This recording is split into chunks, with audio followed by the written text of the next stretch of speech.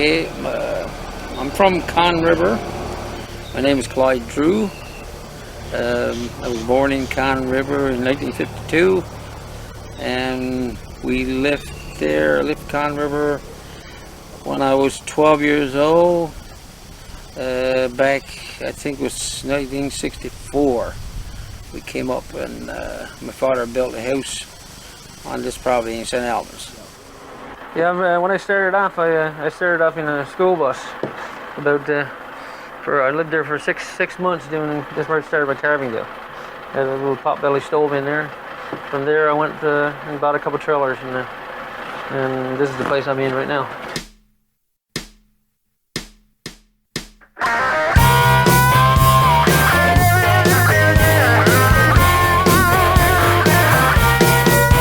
Let your soul cry when the eagle flies. Let your spirit ride the wave across the ocean, total darkness. Let my blood finish the race.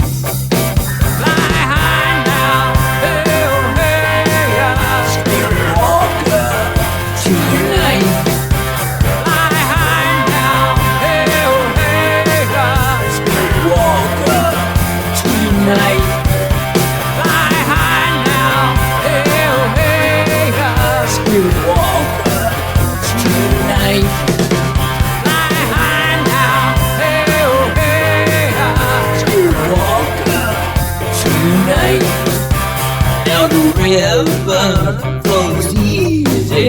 Let my spirit break on through.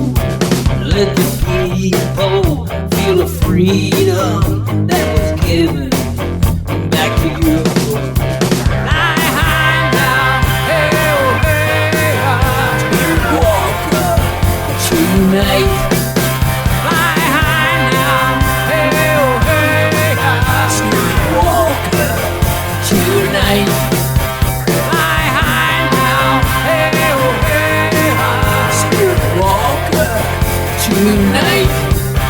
Fly high now, hey, hey, spirit walker tonight. Now I'm sailing across the water in a birch bark canoe. Let the eagle fly above me. Let the spirit break on through. Fly high now, hey, hey, spirit walker tonight. What different kind of animals does your grandfather carve? He carves eagles, hawks, maybe sometimes bears, and Indians, and fish, and the dream catchers. And he said he's gonna draw a thing for the chicken coop, like a chicken, so I can put on the chicken coop.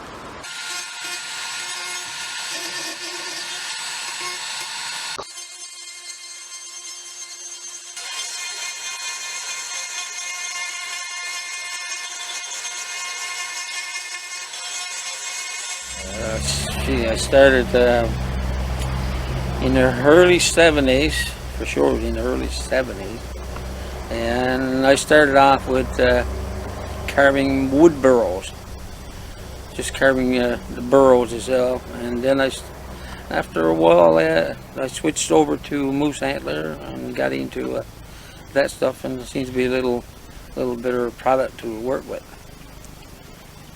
So.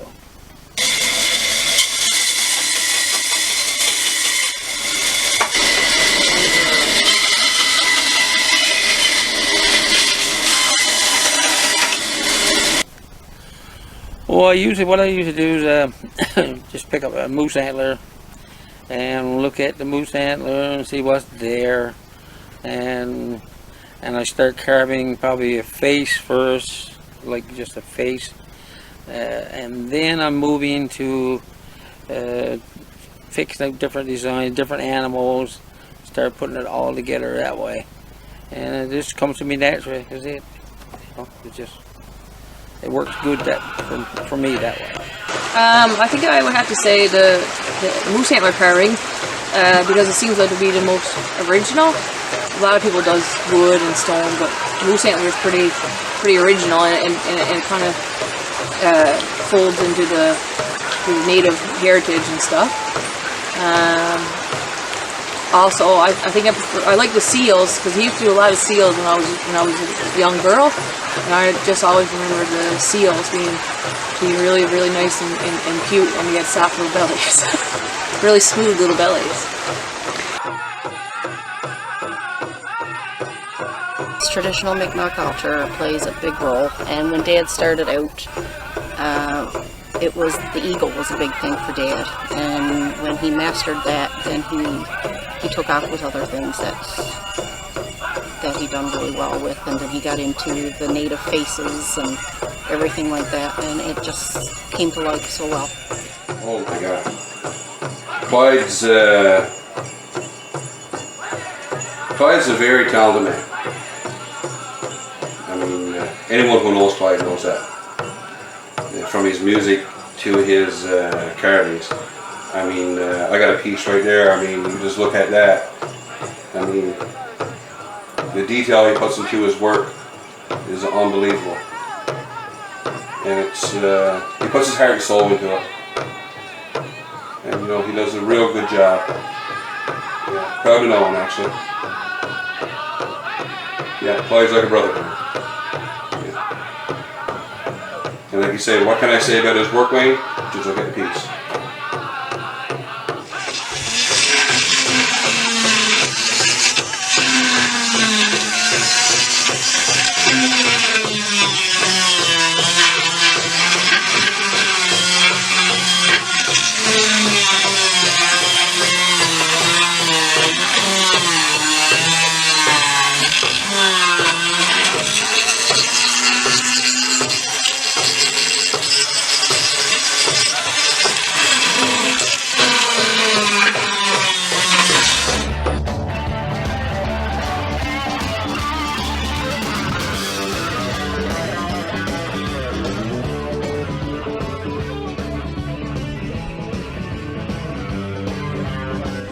So growing up with a dad who was a full-time artist, he was all, like I said, he was always around, and like I said, unlike most other dads, most dads had to go away to work, and so he was able to provide for his family at home and made his own business. So it was good, like I said, every Saturday morning, you know, we wake up and hear the guitars going and music blasting and super loud, and like I said, always hearing the grinders going into the building, and so that was just like normal sounds of childhood for me, and for other people, you know, me, it might sound a little different, but that was how it was growing up. So yeah. People say I'm crazy, they all call me lazy when I'm walking down the road at night. In my younger years, I drank a lot of beer and stayed up late all night. Now I'm getting older, a little bit slower, my hair keeps falling out. I may be lazy, just a little bit crazy, when I'm rocking my Dory tonight. I've been drinking cold beer, smoking wacky backer, rocking in my Dory tonight. When the sun comes up, drinking from a cup, waiting for the morning light. I've been drinking cold beer, smoking wacky backer, rocking in my Dory tonight. Baby, she's pretty, she looks a little heavy, but she's walking down the road at night. In her younger years, she drank a lot of beer and stayed up late all night. Now she's getting older, it's a little bit colder, cause her hair keeps falling out. Oh, I say traditional blues rock. That's what I would call it. Traditional Newfie blues rock. That would be, I would say. A bit of Aboriginal. I got Aboriginal music. I record some Aboriginal music too. Growing up with Dad as a musician, was different in itself again, as from the carving wise. Being little and always having music around, I've always had a love of music myself with Dad. But becoming a teenager and having Dad with his music around and at home was a little bit challenging at times. Being a teenager, you like to sleep in, and of course with Dad and playing and his equipment and everything needed to be tested, and so it wouldn't mean anything for 8 o'clock in the morning to hear music going pretty loud at our house. Well, Clyde is one of those musicians, you don't know what's coming. You could play a song on a given night and have it down like note for note, and you know what's going on, but when Clyde gets into his element, you don't know what he's going to throw at you, and the song is going to change, put it that way. And you've got to be on your toes to keep up with him. The first time I seen Dad play live was at the pub, and like you said, it was pretty cool, and you know, he was rocking around there and playing the rock and roll music, and everybody was having a good time and dancing her up, and like I said, it was, you know, it was a place to be that night, and so I was only young, but like I said, it was pretty cool, and my friends were there, and they all said, "Oh my God, your dad is so cool," and it made me feel good and stuff. So I was really proud, you know, to see that, and yeah, it was really nice. Gotta say, it was a nice memory. Yeah, because if we're on stage playing and the crowd is into a song that we're playing, and if the song is supposed to end, Clyde will just look over to me and he'll just shake his head, "No, we're going to keep going, we're going to." And he might take a guitar solo, or he may just nod to me to sing another verse, and then we'll do something, but it's never the same. How many songs have you written over the years? I think I've wrote about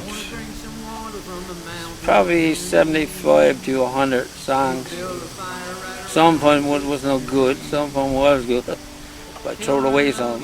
And right now we're still in the studio with Mr. Clyde Drew, a legend of Con River in its own self, of course. And I'm here with Mr. Wayne Perry also, who's filming this documentary on behalf of Clyde, talking about his work and all of his accomplishments over the years in regards to music and everything like that.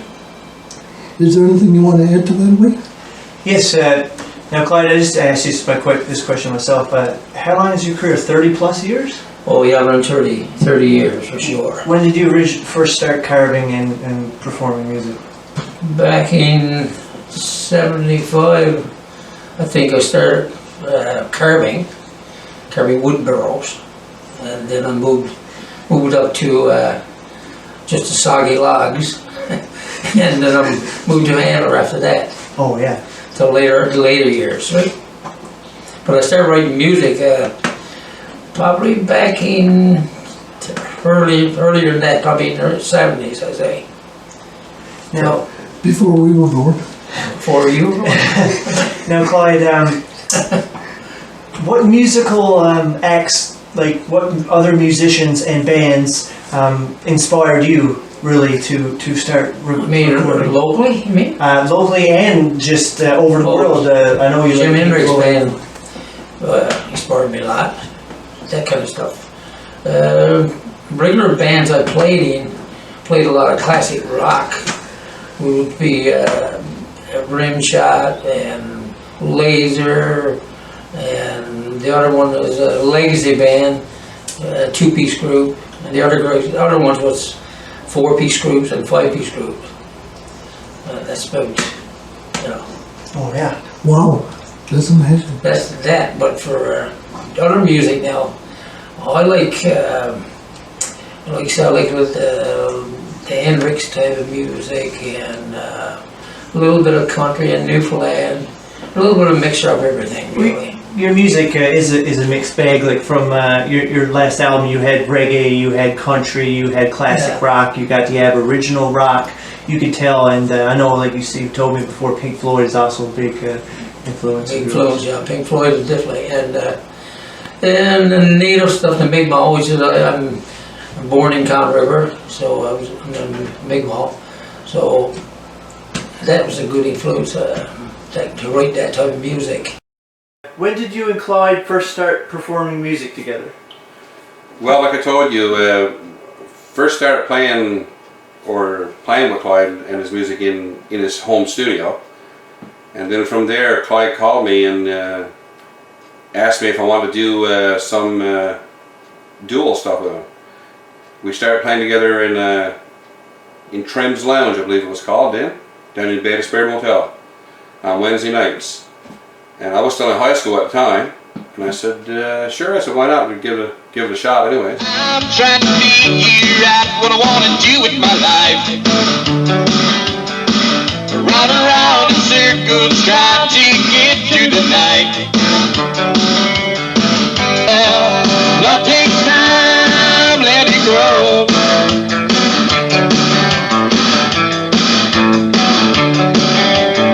The Santa was a dreamer, said I wouldn't go very far. Without dreams to lead us, you know we won't get far. I'm just a fool for letting you go. Oh yeah, love takes time, let it grow.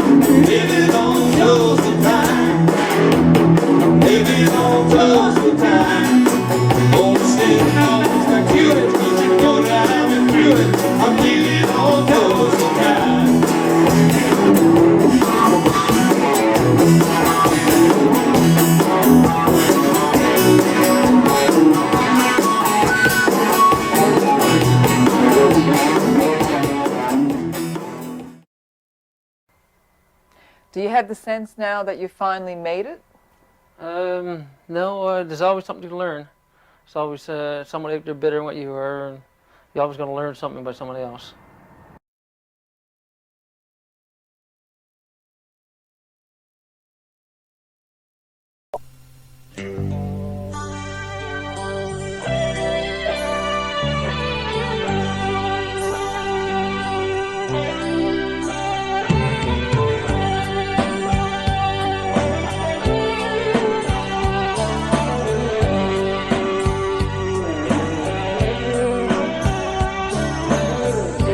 Family lives down by the bay.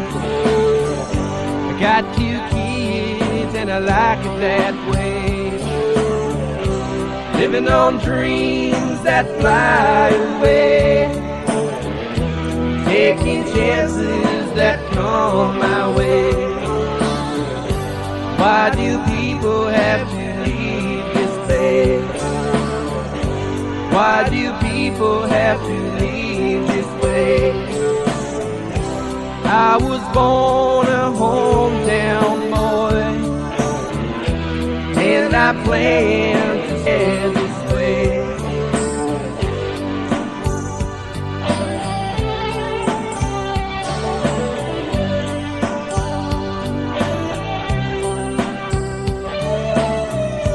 I got a job just last week. Pays enough money for my family to eat. Things are starting to look worse these days. Looks like I'm gonna have to go away. Why do people have to leave this place? Why do people have to leave this way? I was born a hometown boy, and I plan to stay this way.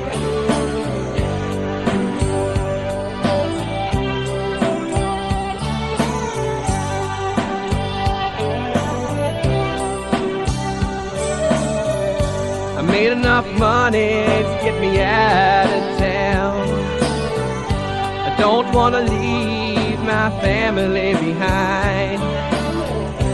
Don't want to live on no welfare line. Looks like it's gonna be okay this time. Why do people have to leave this place? Yeah. Okay, Johnny, what's your name and how old are you? My name is Johnny Kyer, and I am 8 years old. Okay, Johnny, what does your grandfather do for a living? He carves a lot of the carvings. And he plays? The guitar. And he sings? And he sings. Okay. Do you like the songs your grandfather sings? Yeah. What kind of music does he play? He plays really good music. And what's your favorite carving that your grandfather does? Sometimes he carves a chicken for me. Oh, does he? Yeah, that's my favorite carving.